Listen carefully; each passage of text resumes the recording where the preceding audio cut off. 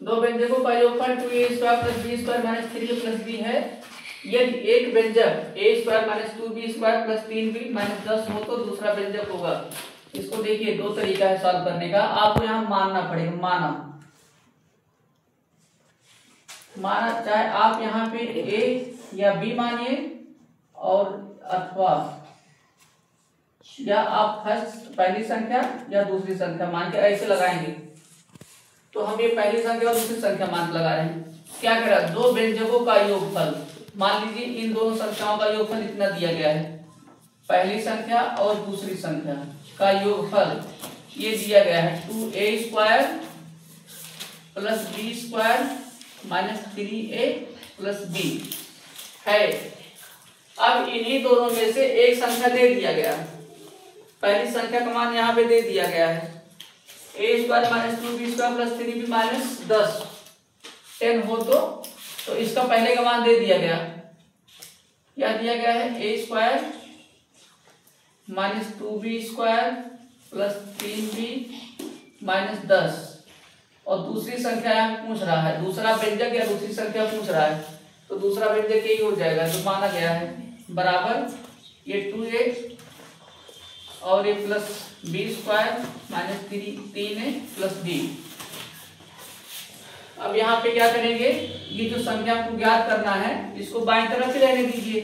ये संख्या हमको जो ज्ञात करना है इसको बाईं तरफ रहने देंगे, बाकी सारी संख्याओं को दाहिनी तरफ लेके चले जाएंगे। ये देखो दाहिनी तरफ है ही, आपका दाएं पक्ष में है ही, ये 2a² दाहिने पक्ष में ही है ही, लिख लो 2a² + b² - 3a + b। अब देखिए ये आपका लेफ्ट हैंड साइड में, जब ये लेफ्ट हैंड साइड में है इसको हम राइट हैंड साइड में लेके जाएंगे। जब ये अपना स्थान चेंज करता है तो अपना प्लस माइनस भी चेंज करेगा। तो यहाँ पे ये हो जाएगा, यहाँ प्लस है इधर जाएगा -a² हो जाएगा, ये माइनस है दाहिनी तरफ जाएगा 2b² हो जाएगा, यहाँ प्लस है दाहिनी तरफ जाएगा -3b हो जाएगा, और ये देखिए -10 है दाहिनी तरफ जाएगा +10 हो जाएगा। अब यहाँ पे क्या करेंगे, जो राज सेम है वो घात सेम है, एक तरफ उसको लिखेंगे, बगल बगल में लिखेंगे, ठीक है। जिसकी रास और घात सेम है उसको हम एक तरफ मतलब एक साथ लिखेंगे। जैसे कि इसको एक साथ लिख लीजिए, लिख लिए इसको 2a² और -a²,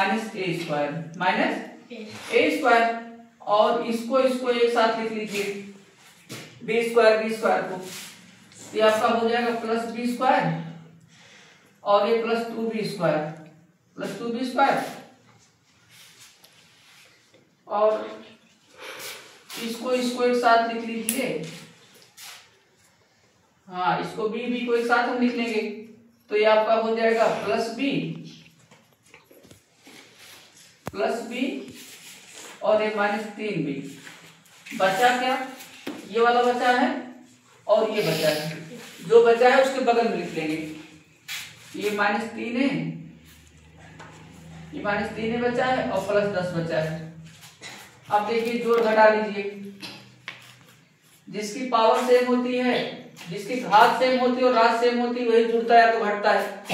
तो यहाँ 2a² में से एक, यहाँ पे कोई अंक नहीं, मान लो 1 है, दो में से एक अगर हम निकाल देंगे तो 1 बचेगा और 1 लिखा नहीं जाएगा, ऐसे a² हो जाएगा।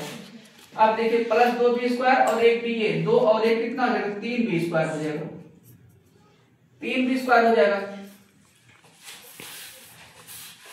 उसके बाद ये माइनस वाला लिखेंगे, मतलब ये 3a वाला लिखेंगे, फिर इसको लिख लीजिए -3a, फिर इसको लिखेंगे। देखो -3b में से अगर 1 भी घटा देंगे तो 2b बचेगा।